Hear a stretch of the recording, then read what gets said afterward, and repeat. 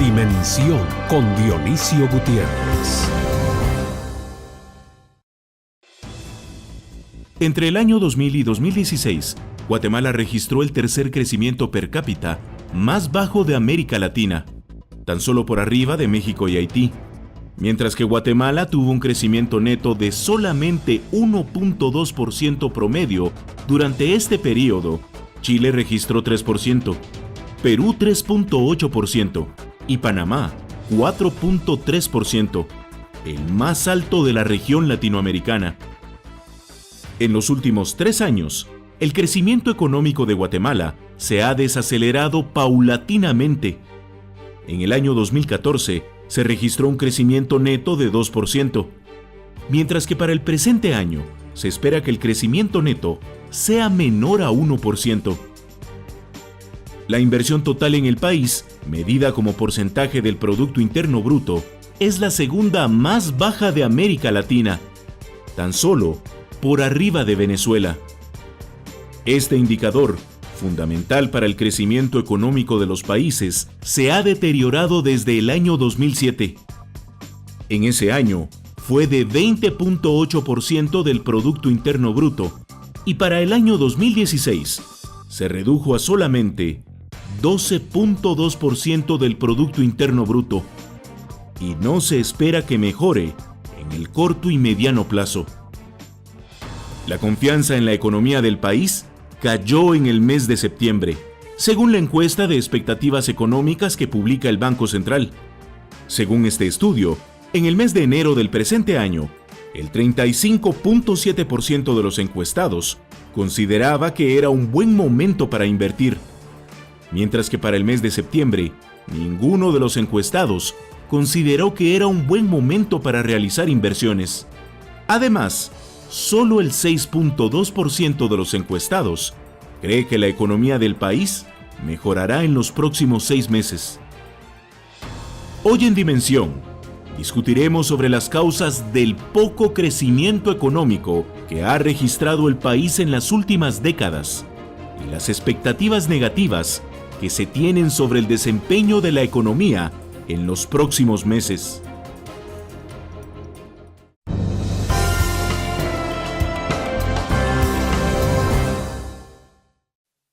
Hoy vamos a hablar sobre la economía de Guatemala, sobre la situación económica que está viviendo el país. Y para ello tenemos a 3 invitados. En primer lugar, al licenciado Wilson Romero, quien es director del IDIES, al licenciado Rafael Briz, presidente de Cámara de Comercio Española Guatemalteca, y al licenciado Ramón Parellada, director del CES. Muchas gracias por estar en Dimensión esta noche. El tema es la situación económica que está atravesando Guatemala. Guatemala nunca hemos registrado un crecimiento económico alto. De hecho, tal y como lo dice el documental que vimos anteriormente, somos la tercera economía que menos hemos crecido de América Latina en los últimos 16 años, lo cual, en términos netos, lo cual nos da una idea de la magnitud del problema que tenemos. Sin embargo, pareciera que lo que estamos afrontando hoy en día es una desaceleración de la economía. El crédito privado está prácticamente estancado, las expectativas se han caído. La idea es examinar por qué está viviendo esto Guatemala, si es tan grave como se percibe y las razones por las cuales estamos atravesando esto. Licenciado, empecemos con usted. Pues primero que nada, muchas gracias por la invitación. Bueno, tal vez del lado de Cámara Oficial Española hemos visto con preocupación todas las situaciones que se están presentando en los últimos años en Guatemala y que de una u otra manera han afectado el desarrollo económico del país en la manera que lo indicas, Paul. En el año 2015, cuando se presentó la situación de todos sabidas del problema del expresidente Pérez Molina y la vicepresidenta Rosana Valdetti, pues se creó un clima de tensión y un clima de retracción, digamos, de la inversión.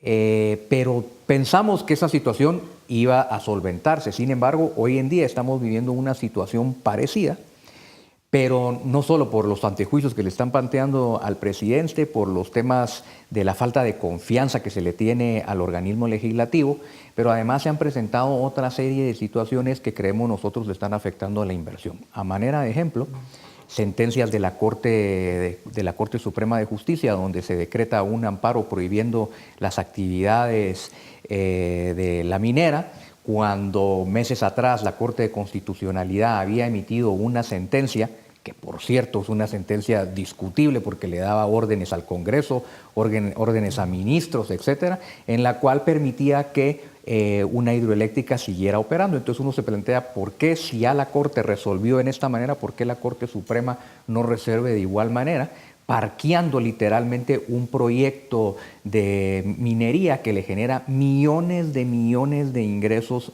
al país. Obviamente eso de cara a cualquier inversionista que quiere venir a Guatemala, la primera pregunta que mandan a hacer es, mire, ¿cuál es el clima de inversión en Guatemala? ¿Cómo es el tema de la certeza jurídica? ¿Cómo es el tema del respeto al Estado de Derecho? ¿Cómo es el tema laboral en Guatemala? ¿Cómo es el tema impositivo en Guatemala? Y al darse todas estas situaciones y al hacer la investigación, el inversionista obviamente se plantea y dice, voy a ir a invertir a Guatemala, donde hoy un tribunal dice X y al otro día dice Y, a pesar de que el tribunal da vía libre para que comience a operar una hidroeléctrica o la minera, no pueden operar porque bloquean los caminos, las personas para que no puedan ingresar. En el caso de Huehuetenango le prendieron fuego a toda la maquinaria de las hidroeléctricas que estaban ahí. Voy a ir a invertir a ese país donde está pasando esa situación, donde el Congreso está tomando resoluciones que no son aceptables por la población, o mejor volteo a ver a otro país donde tenga más respeto y certeza jurídica. Para usted entonces la crisis política y jurídica que atraviesa el país son las causas principales. No solo esas, hay varias más, pero una de ellas. Licenciado Pareja, ¿coincide usted con ese diagnóstico? Sí, yo creo que es una parte fundamental que ha creado incertidumbre. Esa sería la palabra que yo usaría en este momento, incertidumbre. De hecho, el índice de confianza cayó en el último mes y cayó precisamente en el mes donde hubo mucha incertidumbre política. Yo creo que es algo puntual. Creo que estamos pasando una prueba de fuego de la cual creo que vamos a salir bien. Se va a sobrevivir, se van a ajustar factores, pero el crecimiento económico no se vio afectado enormemente. Las condiciones económicas, los datos económicos nos dicen que estamos creciendo al mismo ritmo que si todo estuviera normal. O sea, más o menos al 3%. Eso quiere decir, 3%, eso quiere decir que Guatemala ha crecido en los últimos 40 años, desde 1980 para acá, a un promedio de 3%, que es lo que estamos creciendo ahorita. Y eso es a pesar del gobierno, porque hemos tenido todo el tiempo problemas políticos, y lo que quiere decir que es un crecimiento por inercia. Recordemos que hay factores externos también que ayudan que Guatemala crezca más o menos. Si Estados Unidos está creciendo, esto afecta mucho a Guatemala porque es su principal socio comercial. Entonces, vienen remesas. No solo las remesas, si Estados Unidos crece, también hay más comercio internacional con Estados Unidos. Y esto estimula a Guatemala como economía. Si Estados Unidos pasa una crisis, una recesión, afecta a Guatemala. Es muy importante la relación que hay. Pero si entiendo bien, entonces, ¿usted no ve una crisis particularmente fuerte en este momento? No, sí la veo, pero por eso dije que estaba de acuerdo con lo que dijo Rafael, en el sentido que la parte que yo veo más grave ha sido la del sector justicia. El sector justicia está altamente politizado y esto crea incertidumbre. Politizado que hoy sacan viene una empresa hidroeléctrica, viene una minera grande, le dan unas condiciones para que invierten, cuando ya están operando, les dicen que no porque falta algo que todavía no está regulado, eso crea incertidumbre. Y muchas otras personas de minería o de hidroeléctricas o de otros sectores retuvieron o están reteniendo en este momento sus inversiones para que esto no puede haber estas contradicciones. Entonces, esto está causando mucha incertidumbre y está frenando la inversión que se va a ver en el futuro. Lo que necesita el país para crecer más rápido y crecer más, no solamente el crecimiento de inercia que tenemos, es que vengan muchas más inversiones. Y el gobierno, pues a pesar de ello, y todos los problemas políticos, la economía sigue creciendo al ritmo que ha crecido en los últimos años. Muy interesante ese fenómeno, ¿verdad? Porque cualquiera diría que se hubiera caído la economía enormemente. Ya se cayó la inversión y esto va a afectar hacia el futuro. el gobierno no está inactivo, tiene miedo de hacer cosas. Como por cualquier cosita te pueden acusar ahora. Nadie quiere firmar nada. Cosas que incluso no son delitos, pero que te inventan el delito. Entonces, ¿quién quiere firmar?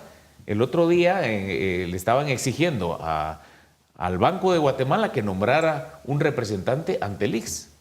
Y el mismo presidente dijo que no hay gente que quiere ir a ser representante ante el ICS porque dice que prefieren renunciar antes que ir al ICS porque tienen miedo. Tienen miedo por tal exposición que puedan tener. ¿Es la parálisis que tiene el gobierno uno de los factores que lo explica? Sobre todo si consideramos que el gobierno no ha hecho ciertas compras, que parte de la economía depende de eso también, ciertas inversiones que hacen infraestructura. ¿Es parte esto de las causas de lo que estamos viviendo hoy en día o no? Yo más bien quisiera retomar dos hechos que están relacionados. Uno de ellos es lo que ya se explicó y es el crecimiento económico. O sea, Guatemala, crisis van, crisis viene y la economía se mantiene más o menos estable. 3.4% en los últimos 20, 30 años. Otro elemento muy importante es que ha habido en las últimas décadas también una estabilidad macroeconómica que ha sido reconocida internacionalmente. Cuando uno plantea esto, se ve que el problema en Guatemala no es un problema de crecimiento económico. No estamos diciendo que el crecimiento es satisfactorio, es un crecimiento modesto, pero lo suficiente como para haber promovido un desarrollo más importante en este país. Entonces vemos que el problema se sitúa en un problema de distribución de ese producto social, que genera incluso condiciones de una debilidad del mercado interno, porque en la medida en que ese pequeño crecimiento se concentra en pocas personas, prácticamente la demanda interna es muy débil y estamos dependiendo, como ya se explicó, mucho del comercio exterior. Por ejemplo, en la medida en que la economía estadounidense está creciendo, obviamente se genera mayor demanda de parte de los Estados Unidos, se proveen mayor exportaciones, pero también contribuyen las remesas, donde las remesas están contribuyendo a elevar el consumo que también está impactando en el crecimiento económico. Entonces, yo pensaría que ese es un problema. Respecto al impacto político, hay que diferenciar los fenómenos políticos que ocasionalmente se dan, como el caso de la plaza del 2015, o el ciclo cuando hay proceso electoral, de la crisis política que estamos viendo ahora. Yo sí pienso que esta crisis puede impactar económicamente, porque lo que está pasando es que está concluyendo un ciclo largo político que se inició en la década de los 80, donde el Estado, ¿verdad?, y el gobierno, los funcionarios públicos, entran a partir de partidos políticos a través de un sistema de partidos que fue privatizado. O sea, se privatizó la política, se privatizaron los partidos políticos y por esa vía es que se llega al Ejecutivo y por esa vía que se lleva al gobierno. Y las consecuencias que estamos pagando están a la vista, altos niveles de corrupción. Yo pensaría que en la medida en que ese ciclo se está agotando, vamos a tener la plaza del 2015, tenemos las manifestaciones de este año, pero esto puede ir creciendo. Y en la medida en que la brecha se vaya profundizando entre quienes tienen mucha riqueza y una amplia población que no tiene acceso al mínimo bienestar, obviamente el malestar se va a ir aumentando. Y eso explica mucho de esas protestas.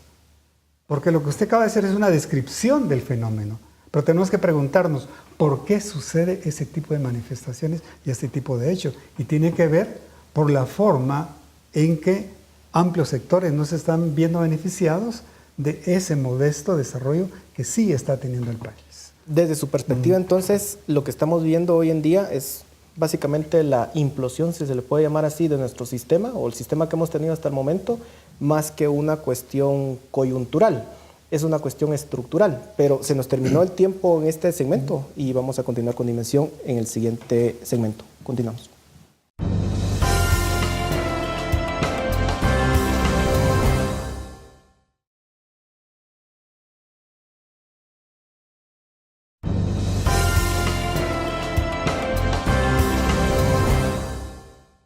Continuamos en Dimensión hablando sobre la situación económica del país. El licenciado Romero presentaba, un análisis un tanto distinto a que estemos pasando una coyuntura, sino que más que todo lo que vemos es una crisis del sistema en general y que debería de alguna forma de encontrarse una solución. Yo difiero de la de un par de puntos del licenciado Romero. Primero, sí, el crecimiento que tenemos en Guatemala, ese crecimiento de inercia, a pesar de los obstáculos que pone el gobierno, este sí ha causado, es un crecimiento mediocre. No es bueno, ni siquiera permite que podamos crecer. Y este es el problema, que no estamos creciendo. O sea, el crecimiento del 3% del PIB anual en los últimos años, quitándole ya el crecimiento poblacional, entonces estamos hablando que crecemos al ritmo de 1.2%. 1.2%. Sí. Lo cual quiere decir que para llegar a ser un país desarrollado tomaría más de 100 años, o al nivel de ahora, pero ya cuando lleguemos a ese nivel, los países desarrollados van a estar mucho más altos. Es el nivel que se considera no desarrollado, sino el nivel que es el mínimo para llegar a un nivel desarrollado. Ahora bien, con un sistema así nunca vamos a salir de la pobreza. Así no se resuelve el problema.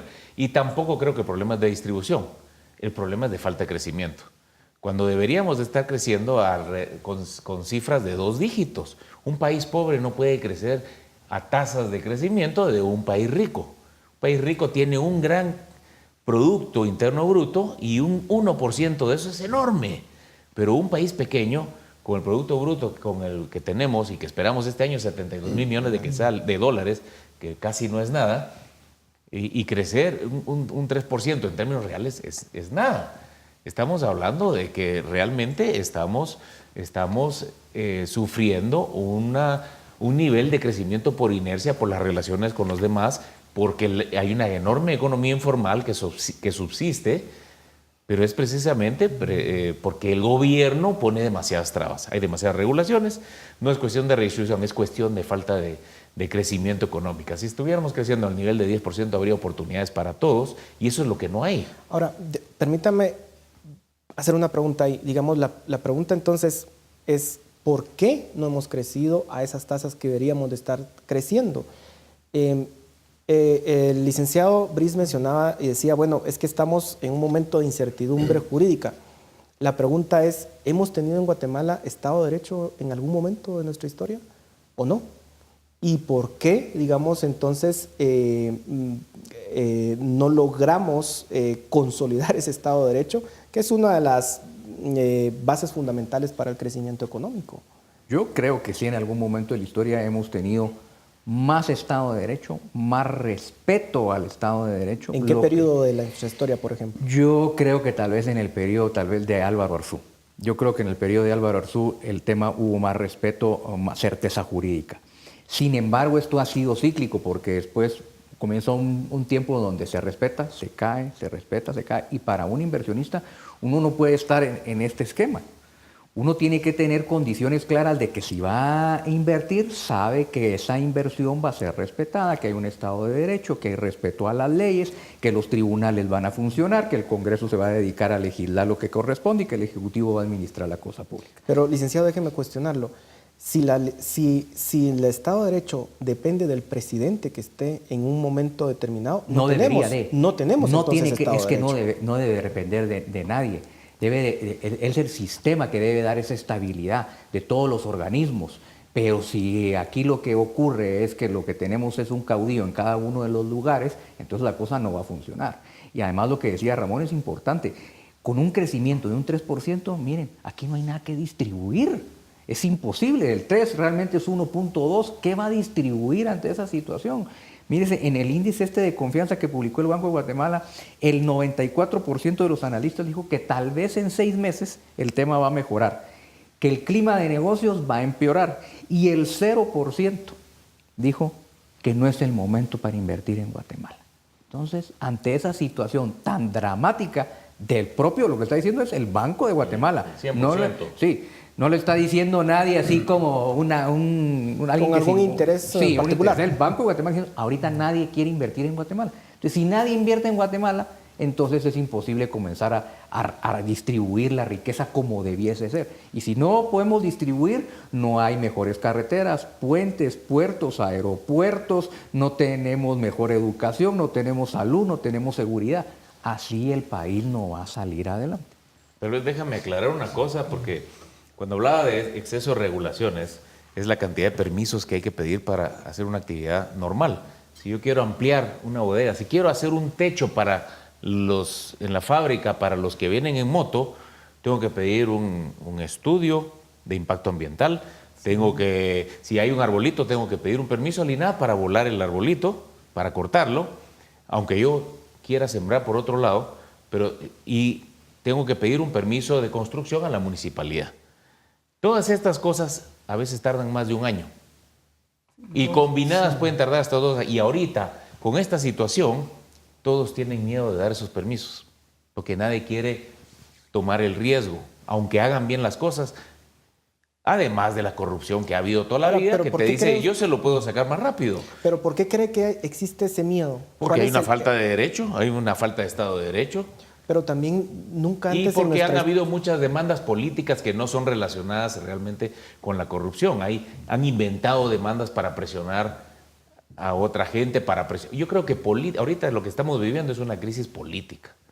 Una crisis política que está reflejándose en temas legales y en temas económicos. Pero un ejemplo, mira... Por ejemplo, Solo, perdón, por espacio de tiempo. No, con Ramón coincido en que hay que ponerle atención a la crisis política. Ese es un hecho real. Pero en medio de esa crisis política, yo sí quisiera recordar un poco la historia del crecimiento económico de Guatemala.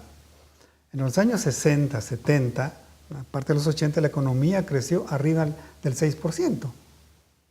Y la pobreza... Bueno, pero licenciado, perdón, solo en el 63, 64 creo que crecimos al 8%, o sea, un año... Un año se disparó, resto, pero en promedio... creo que crecimos como 4 o 5%. No, el promedio para ese periodo es entre el 5.8% aproximadamente. Estamos hablando del 65 al 75 a los 80. Después viene la crisis de la década donde se cae la economía, ¿verdad? Se levanta nuevamente y a partir de entonces tenemos un crecimiento por medio del 3.4%. En los 50, 60 años la economía ha crecido arribita del 3%, 3.1, 3.2. Quiere decir que hay como un techo, hay una estructura que no permite que la economía crezca más. Y es ahí donde también hay que apuntar. Y no crece más por esos problemas estructurales del que ya estamos hablando, ¿verdad? Entre ellos la misma debilidad del Estado, ¿verdad? El tipo de inversión que se está haciendo es poca y lo poco que se hace no es para promover el desarrollo de la sociedad en su conjunto, ¿verdad? Entonces yo sí creo que es muy importante situar dónde está el problema, porque a pesar de ese 1.2% de crecimiento arriba de la población, sí ha habido una redistribución de ese producto. Es una redistribución, ha sido en contra de la población asalariada y a favor del gran capital. Datos del Banco de Guatemala y datos de la encuesta del INE de ingresos y empleo.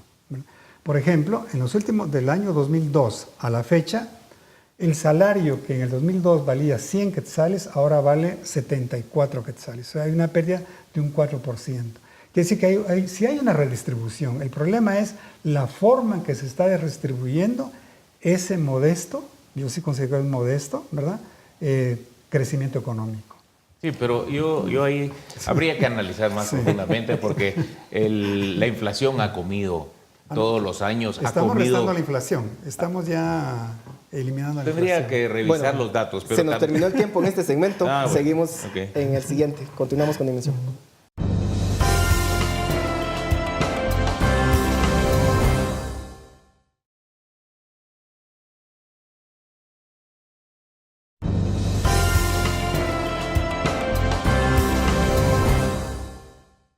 Llegamos al tercer segmento del programa esta noche hablando sobre la situación económica del país. Licenciado Briz, usted que estaba pidiendo la palabra. Yo quería comentar el tema, y es que a mí me gusta poner ejemplos. En el tema de la competitividad, Guatemala estamos mal. Yo les preguntaría a ustedes, ¿cuánto creen que un extranjero que viene con una compañía a invertir en Guatemala tarda para obtener su residencia e inmigración? Puede ser años. Mínimo un año. Hay algunos que creo que se regresan antes que les salga la residencia. El permiso de trabajo. También un año. Llega uno a migración y hay 2 personas atendiendo y hay 200 gentes esperando entrar. Resulta ser que ahora se descompuso la máquina del rayos X y solo hay una. Y todo es así. Entonces, si el país no se esmera, no vamos a salir adelante. En el año 2016 la inversión extranjera fue alrededor de 1.100 millones. Mientras que Costa Rica tuvo 3.800 millones. Tuvo 3 veces más. Y entonces, vuelvo al tema, a pesar de que esa riqueza que usted dice que se distribuye, que es muy poca, no es suficiente. Guatemala tiene que crear las condiciones necesarias, no solo para la inversión interna, sino también para la inversión externa. Ya el propio NADE también en el índice de competitividad global comentó que Guatemala bajó 6 puestos. Nicaragua y Costa Rica, bueno, Nicaragua eso es otro par de zapatos. Costa Rica subió, pero entonces Guatemala se está rezagando a nivel latinoamericano. Y si no hacemos algo, esto va a tender a empeorar. Pero ¿no cree, licenciado, que las causas tienen que ver con el hecho de que la clase política del país, cuando llega al Estado, su único interés pareciera es ir a robar, es ir a hacer negocios ¿Cuál ilícitos? clase política? La Aquí que ni eso existe. bueno, pero es la que ha gobernado, Sí, es la que ha licenciado, digamos. Le podemos, político, pero tendrían otro, posiblemente otro tengan otro nombre. nombre.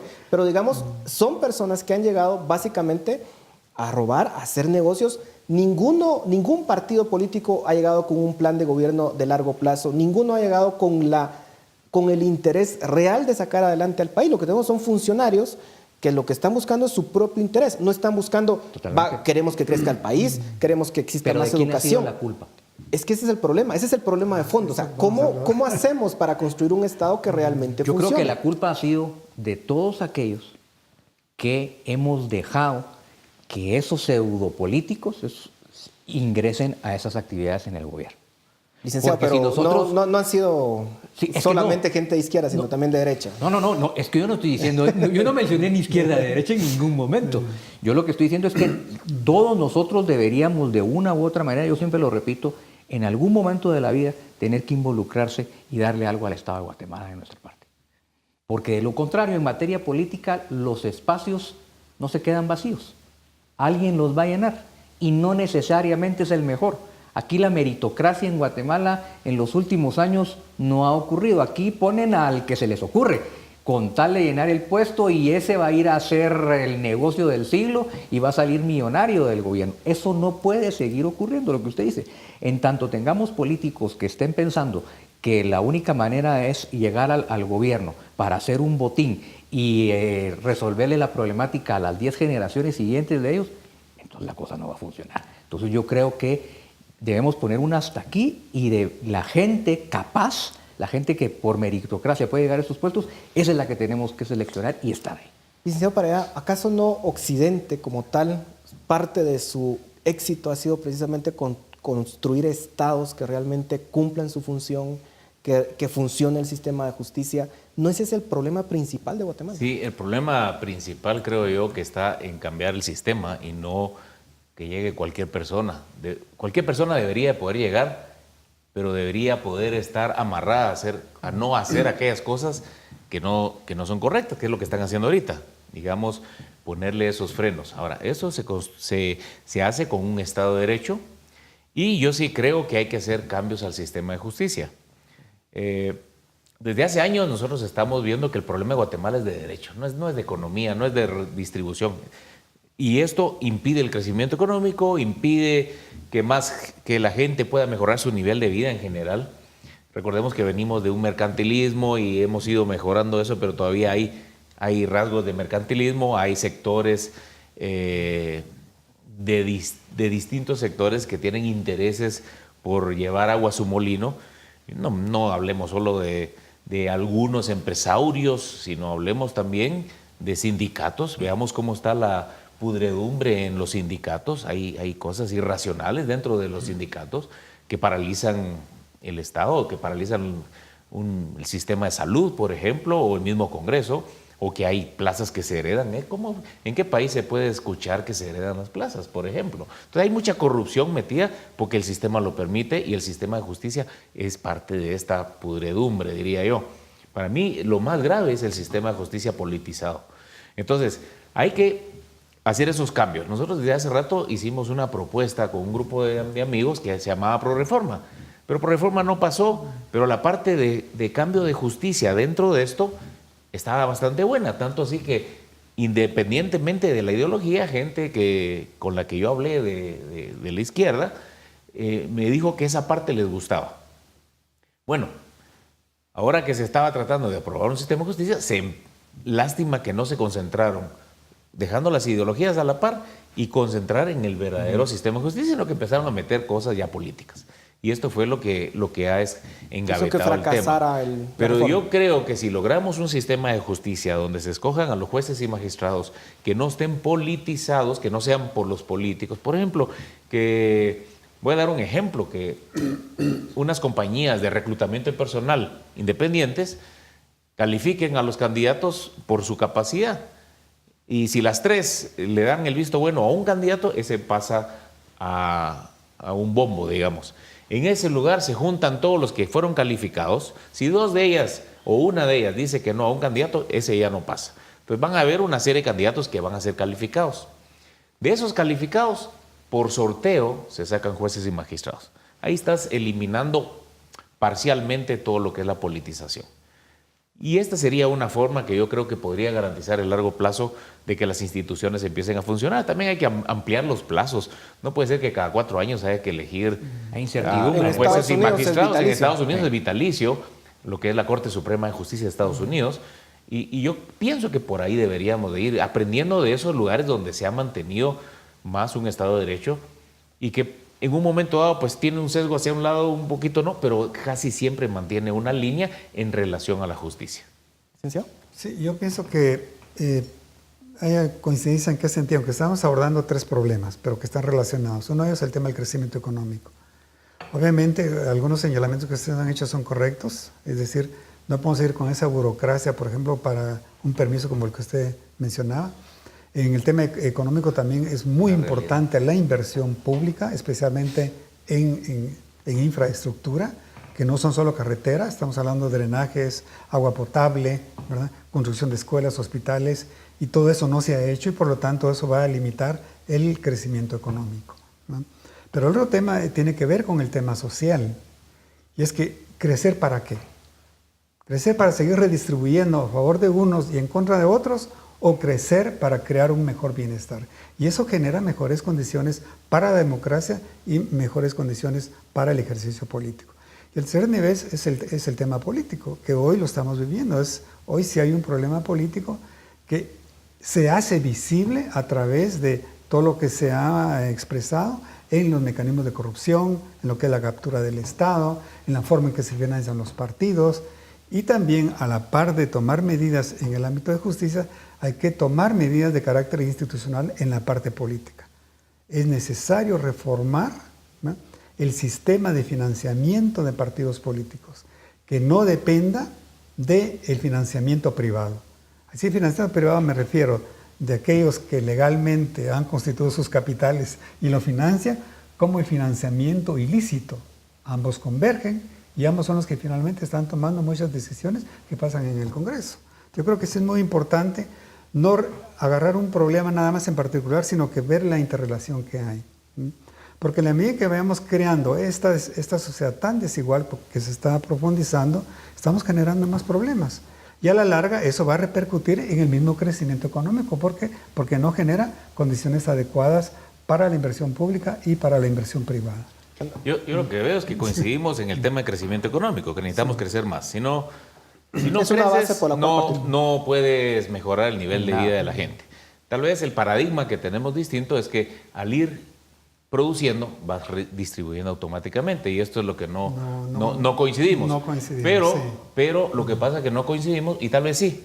El sistema actual no es el sistema de mercado libre, no es un sistema donde las empresas actúan, digamos, todas sin tanta regulación, sin tantos grupos de presión. Lo que hemos tenido hasta hoy en día ha sido un sistema mercantilista donde hay un montón de favores a grupos de presión, o ha habido favores a grupos de presión. Y esto lo hemos visto y ha ido disminuyendo, pero todavía nos falta mucho. Y cuando hablo de grupos de presión, no solamente hablo de, como dije antes, de los mercantilistas, también hablo de los sindicatos y de ciertos grupos políticos sociales que presionan, quieren llevar agua a su molino, pues bloqueando una carretera, con este tipo de presiones permiten al final diálogos o al final se logran ciertas cosas. O, por ejemplo, cuando vemos un Joviel Acevedo con el Ministerio de Educación, cuando él no está satisfecho, saca a toda su gente a bloquear y a fastidiar. Realmente yo creo que estos son cosas que no deberían de existir, pero bueno, existen. Se nos terminó el tiempo en este segmento. Continuamos con Dimensión.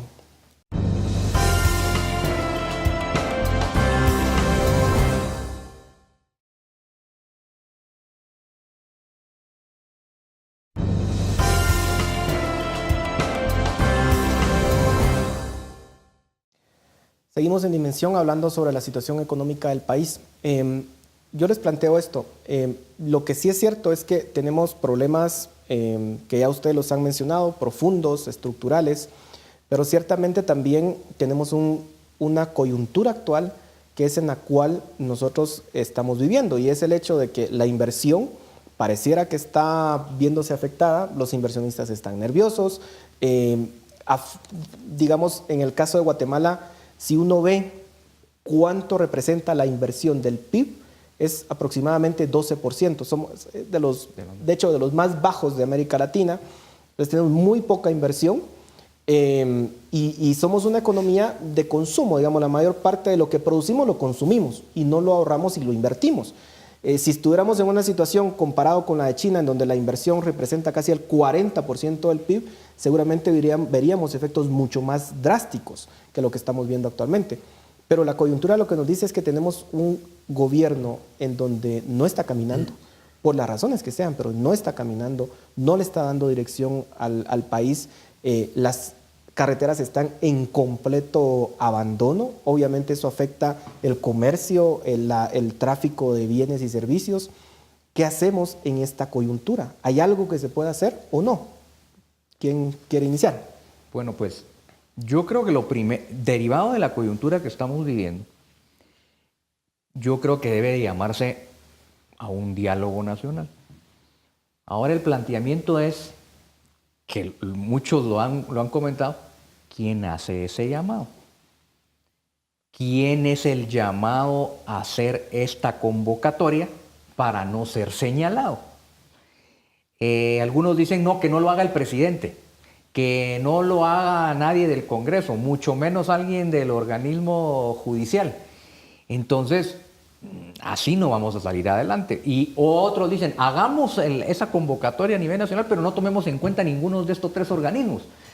Entonces, yo creo que aquí, si el presidente ya ha hecho el llamado, y aunque no nos guste o a alguna gente no le guste el llamado, yo creo que hay que sumarse al mismo y hay que hacerlo a la brevedad, que todos los sectores debidamente representados en la sociedad guatemalteca, sectores debidamente representados, no que va a llegar a participar alguien ahí que dice que representa a alguien y que solo tiene 3 personas atrás, eso no sirve de nada. Los sectores realmente que representen a la sociedad guatemalteca y que se junten y ver la manera de sacar adelante esta situación.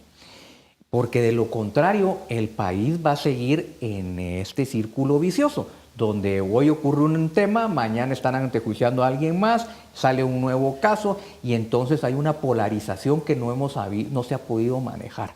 Entonces, en tanto y en cuanto no se haga ese llamado, pero se sienten las partes realmente a discutir y fijar los lineamientos para salir adelante, entonces esto vamos a entrar en lo puede dirigir un presidente que tiene un tema pendiente con la justicia, que es el hecho de decir, tiene que dilucidar algo con la justicia. Y el Congreso de alguna forma le protegió y no abrió la posibilidad que se le investigue. Ese es un tema delicado. En Estados Unidos, en un país desarrollado, un presidente tiene que rendir cuentas a la justicia. ¿No debería ser lo mismo en Guatemala? De acuerdo. Yo creo que muchas de las demandas fueron políticas. Creo que por eso está el antejuicio. No fue aprobado, le están metiendo más demandas políticas, lo quieren votar a como dé lugar, lo cual suena muy político.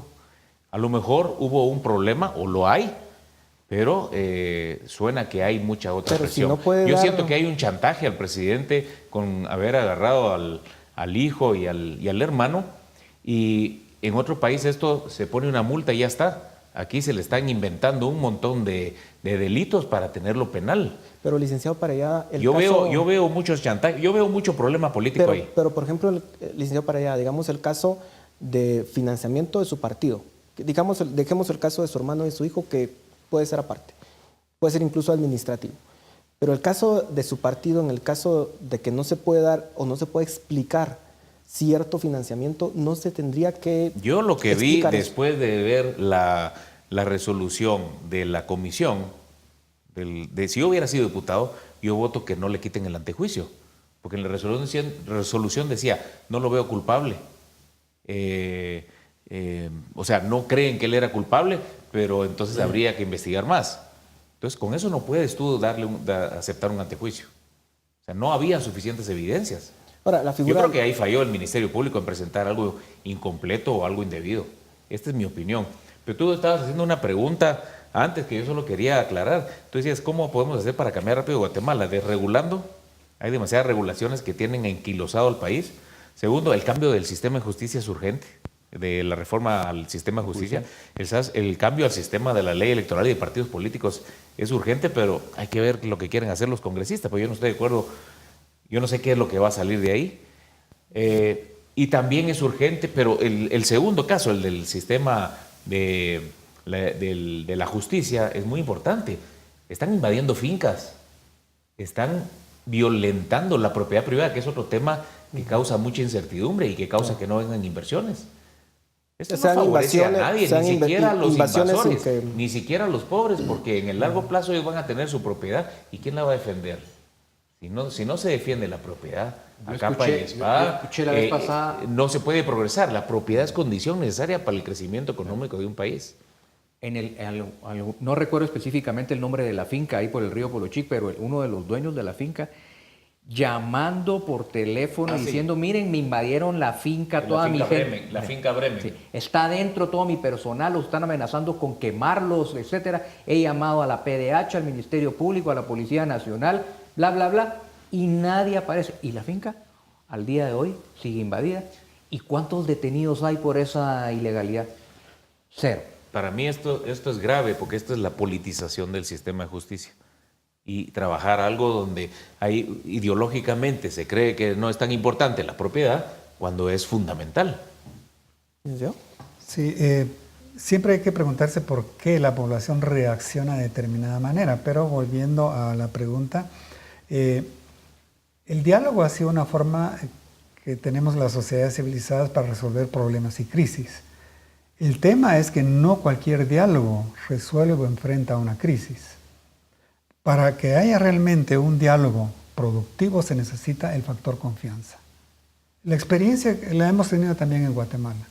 En la medida en que no hay una adecuada confianza entre los actores que van a dialogar, el diálogo no tiene razón de ser. Y parece paradójico, pero necesitamos un diálogo, pero en este momento hay que crear las condiciones para el diálogo. La salida del presidente no es la solución, pero es una traba importante que hay que quitar en el camino. ¿Usted cree que había que quitar al presidente para que se dé la...? Él debe renunciar. Es que no es solo por los bonos, no. Es que ¿qué prometió él a la población votante? Él prometió algo totalmente distinto a lo que está haciendo. Hay una afrenta a la sociedad.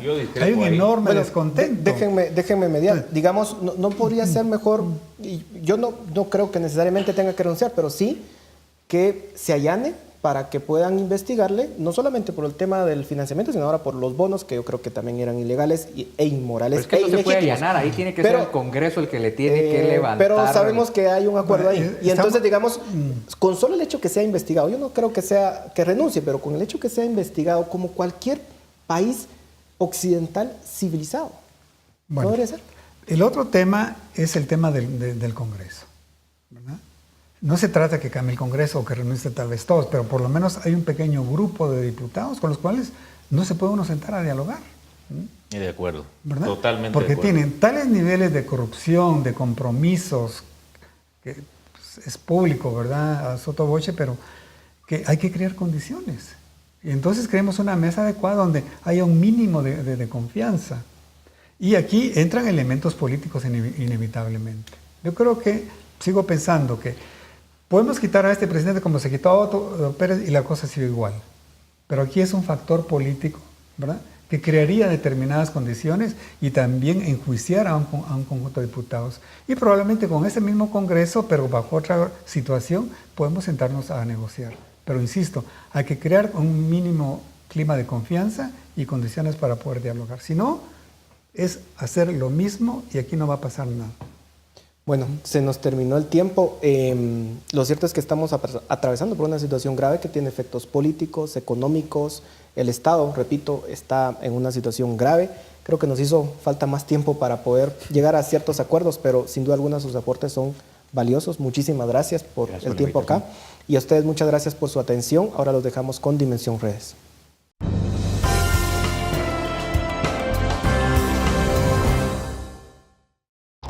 Preguntamos a nuestros amigos por las redes sociales, ¿por qué crees que la economía en Guatemala crece tan poco? En Facebook, Renard Sanz respondió: corrupción, falta de reglas claras, inseguridad, falta de infraestructura, proteccionismo. Abner Fuentes agregó: la corrupción no genera oportunidades para soñar. La riqueza está en todo lo que no se ha creado. Tenemos que ser innovadores, creer que podemos alcanzar todos nuestros sueños. Tenemos que subirnos a la ola de Industria 4.0. En Twitter, Economía 502 también compartió su opinión. Poca inversión extranjera directa, mucha burocracia estatal para emprender negocios y por el cáncer de la corrupción en algunos funcionarios.